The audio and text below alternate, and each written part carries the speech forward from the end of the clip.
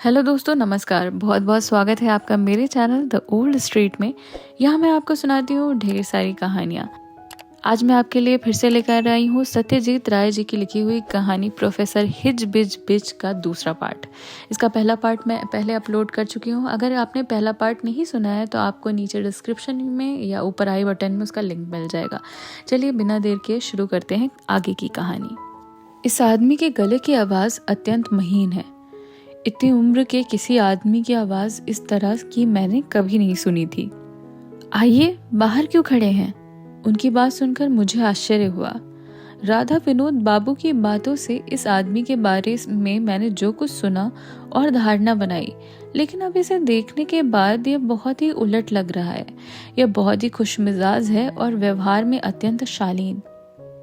अभी वह मुझसे 10 हाथ की दूरी पर है। शाम के धुंधलके में उसे साफ साफ देख नहीं पा रहा था। हालांकि देखने की प्रबल इच्छा थी, इसीलिए उसके अनुरोध को मैंने ठुकराया नहीं। जरा सावधानी से, आप लंबे आदमी हैं और मेरा दरवाजा छोटा। झुककर अपने सिर को बचाते हुए मैंने उसके निवास स्थान में प्रवेश किया। एक पुरानी सौंधी गंध के साथ समुद्र की नमी से भरी एक गंध और एक अजनबी गंध मिलजुल कर इस पंचमेली पैबंदार मकान में इसमें सामंजस्य स्थापित कर रही थी। बाईं तरफ आइए, दाहिनी ओर मेरा काम का घर है। दाहिनी तरफ के दरवाजे की दरार की ओर देखा। एक लकड़ी के बड़े तख्ते से मजबूती से बंद था। हम बाईं तरफ की कोठरी के अंदर चले गए। इसे बैठक कहा जा सकता है। एक कोने में लकड़ी की एक मेज पर कुछ मोटी कॉपियां, 3 कलमें, दवात, गोंद की शीशी और एक कैंची पड़ी हुई है। मेज के सामने एक जंग लगी टीन की कुर्सी, एक किनारे उलट कर रखा हुआ एक पैकिंग केस और कोठरी के बीचों बीच एक विशाल कुर्सी। इस आखिरी असबाब को किसी राजमहल की बैठक में रहना चाहिए था। कीमती लकड़ी पर बहुत ही खूबसूरत नक्काशी है। बैठने की जगह पर गाढ़े लाल रंग की मखमल है जिस पर बेल बूटे कढ़े हैं। आप इस बक्से पर बैठ जाइए, मैं कुर्सी पे बैठता हूँ। बस यही मेरे मन में खटका पैदा हुआ। यह आदमी अगर घनघोर पागल नहीं है तो कम से कम बेहुदा और खामख्याली तो अवश्य है। ऐसा न हो कि कहीं एक बाहरी आदमी को अपने घर के अंदर बुलाकर पैकिंग के बक्से पर बिठाए और खुद सिंहासन पर विराजमान हो जाए।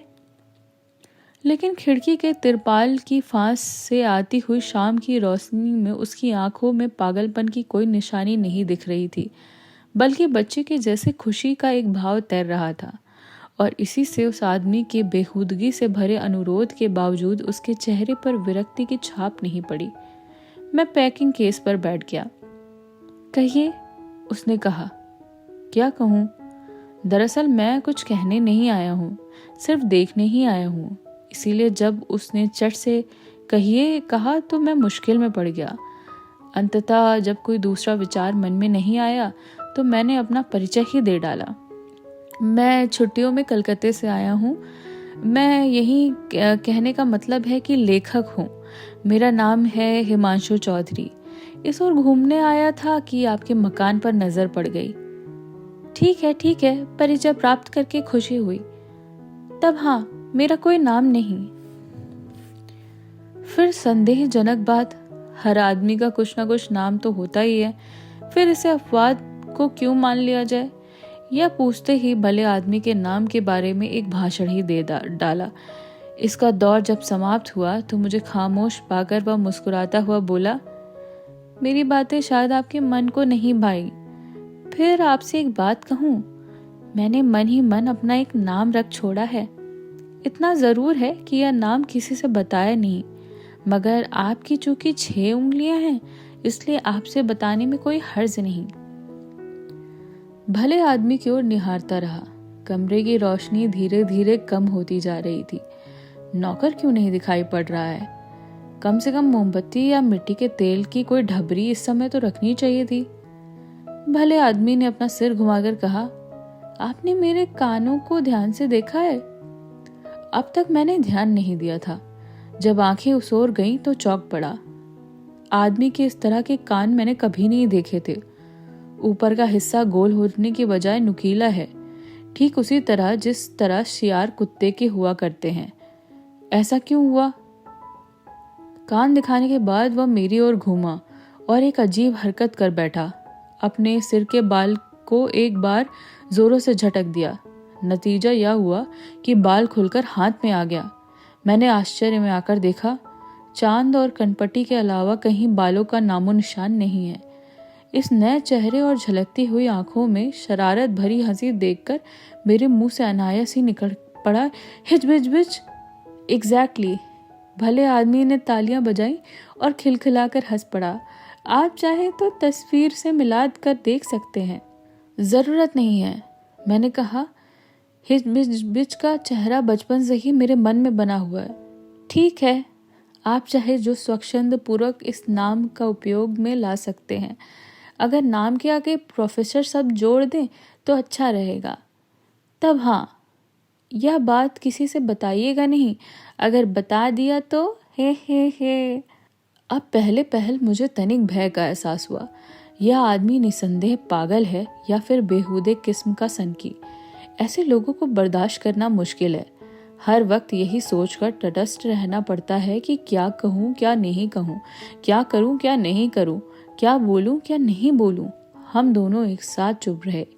यह भी अच्छा नहीं लग रहा था।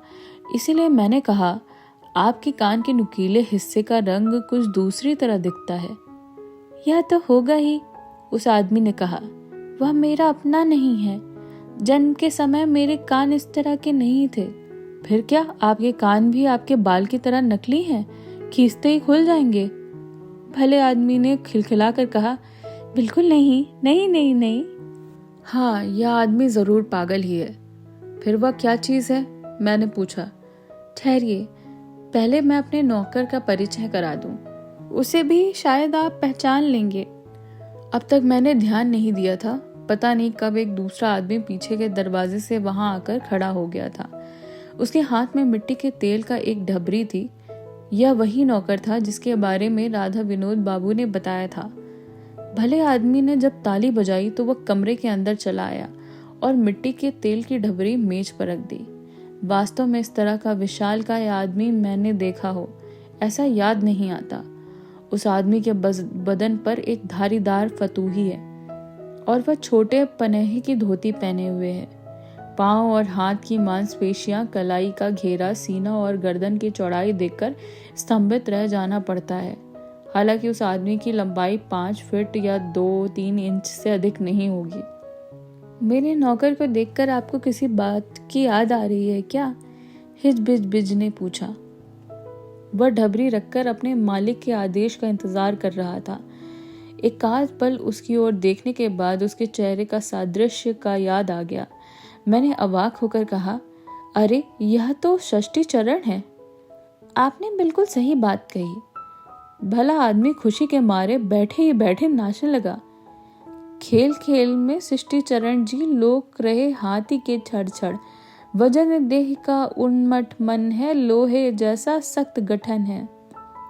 इतना जरूर है कि उसका वजन 59 मन नहीं बल्कि 3.5 मन से ज्यादा ही होगा। कम से कम 1968 में इतना ही था। हाथी लोकने के बाद ही मालूम होता है। तब इतना जरूर है कि वह रोज सुबेरे 2 बड़े बड़े सुअरों को पकड़कर लाता रहता है। यह घटना मैंने अपनी आंखों से देखी है। मेरी यह जो कुर्सी है उसे भी वह एक हाथ से उठाकर ले आया है। कहाँ से? ही यह बात मत पूछिए। जाओ षष्ठी, हम लोग के लिए 2 डाब ले आओ। षष्ठी आदेश पालन के लिए चला गया। बाहर बादल गरज रहे थे। हवा के एक तेज झोंके से तिरपाल खड़खड़ाने लगे। अब अगर यहाँ से उठकर नहीं जाता हूँ तो मुसीबत में फंसना होगा। आप मेरे कान के बारे में पूछ रहे थे ना? भले आदमी ने कहा। असल में बन बिलाव के कान और ओरिजिनल कान को मिलाकर बनाए गए हैं। उसके बात पर मुझे हंसी आ गई। मैंने पूछा, उन्हें मिलाया कैसे? भले मानस ने कहा, क्यों इसमें यह आश्चर्य की बात है?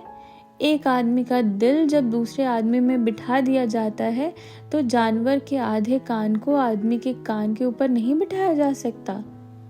आप शुरू में डॉक्टरी करते थे, प्लास्टिक सर्जरी टाइप का कुछ? बात तो सही है, करता नहीं था बल्कि अब भी करता हूँ, ही। तब हाँ, वह सर्जरी कोई मालूम नहीं है। मसलन आप अपने अंगूठे को ही ले लें, अगर वह नहीं होता तो जरूरत पड़ने पर उसे लगा देना मेरे लिए बिल्कुल आसान काम था। मैंने बहुत कोशिश की कि उस आदमी की कल्पना एक बड़े डॉक्टर के रूप में करूं, परंतु सफलता नहीं मिली। हालांकि कानों की ओर ताकने पर सचमुच वो बहुत ही अजीब जैसे लग रहे थे। किस सफाई से जोड़ लिया गया है मुझे कुछ मालूम ही नहीं होता। भले आदमी ने कहा, डॉक्टरी और विज्ञान का पुस्तक के अलावा मैंने मात्र 2 ही पुस्तकें पढ़ी हैं, ऊटपटांग और हशबरल, और दोनों में ही जो चीज़ मुझे सबसे अच्छी लगी वो है उस तरह के प्राणी जिन्हें लोग अजीब और बेढक कहा करते हैं। सामान्य के बाहर अगर कुछ हो या कुछ किया और कहा जाए तो लोग उसे पागलपन और अजीब कहकर कोई महत्व ही नहीं देते। जानते हैं, मैं बचपन में मोमबत्ती चूसकर खाता था, खाने में बहुत अच्छी लगती थी। इसके अलावा इतनी मक्खियों को पकड़ पकड़ कर मैंने खा डाला है जिसकी कोई गिनती ही नहीं। षष्ठीचरण डाब ले आया, इसलिए भले आदमी को कुछ क्षणों तक चुप्पी धारण करनी पड़ी। 2 मुलम्मे चढ़े ग्लास को मेज पर रखकर उसने सिलेवार दोनों डाबों को अपनी तहलियों में दबाया। वे पटापट टूट गए और उनका पानी गिलासों के अंदर गिर पड़ा।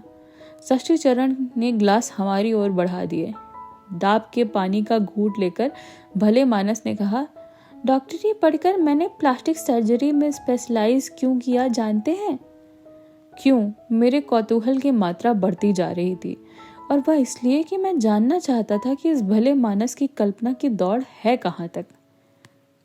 हिजबिज ने कहा, क्योंकि सिर्फ तस्वीरों में ही मेरे मन को तसल्ली नहीं मिलती। सिर्फ यही नहीं सोचता कि इस तरह से जानवर अगर सचमुच होते तो कितना अच्छा होता। ये सब प्राणी कहीं ना कहीं, इस बात पर मेरे मन में कोई संदेह नहीं है, मगर मैं चाहता था कि वे मेरे घर पे रहें, मेरे हाथ में, बिल्कुल करीब, आंखों के सामने, समझे? मैंने कहा, नहीं साहब, बात समझ में नहीं आई। आप किन प्राणियों के बारे में कह रहे हैं? यही जैसे बगुला, गिरगिट या हंस? मैंने कहा, समझ गया। उसके बाद और क्या? मैंने गिरगिट से शुरुआत की। दोनों चीजें मेरे हाथ के करीब ही थीं। तोते का माथा और गिरगिट की पूंछ, ठीक उसी तरह जिस तरह किताब में है। पहली कोशिश में ही सफलता हासिल हो गई। ऐसे जोड़ दिया कि बाहर से कुछ मालूम ही न पड़े।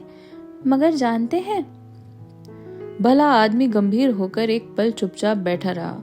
उसके बाद बोला, अधिक दिनों तक जिंदा नहीं रहा, कुछ खाता ही नहीं था। बिन खाए जिंदा कैसे रहेगा? असल में जो लिखा हुआ है वह ठीक है। शरीर से शरीर जुड़ने पर मन आपस में मिल नहीं पाते, इसलिए अब धड़ और सर को जोड़ना छोड़कर एक दूसरे में ही एक्सपेरिमेंट कर रहा हूँ। वह एकाएक अनमना हो गया। मेरी तकदीर अच्छी है कि डाब का पानी ही पीने को दिया है। अगर चाय बिस्किट दिया होता तो मुंह के अंदर रखने की हिम्मत न होती। षष्ठीचरण कहाँ चला गया मालूम नहीं। खट खट खट आवाज हो रही थी। यह आवाज जिधर से आ रही थी उससे यही लग रहा था कि भले आदमी ने जिसे अपने काम धंधे पर का कमरा बनाया था उसी के दरवाजे खोले जा रहे हैं। बाहर तेज हवा चल रही थी। मेघों की गड़गड़ाहट अच्छी नहीं लग रही थी। अब बैठना ठीक नहीं। भले आदमी को धन्यवाद देकर मैं खड़ा हो गया। अरे कहानी अभी और भी है, पर सुनाऊंगी आपको इसी कहानी के तीसरे पार्ट में। कहीं मत जाइएगा। कहानी को पूरा सुनने के लिए चैनल को सब्सक्राइब करें, वीडियो को लाइक करें और नीचे कमेंट करके बताएं आपको कहानी कैसी लग रही है। और मैं आपके लिए लेकर आऊंगी प्रोफेसर हिजबिज कहानी का तीसरा पार्ट और जानेंगे आखिर इस कहानी में अंत में क्या होता है। इसी के साथ मैं लेती हूँ विदा। नमस्कार।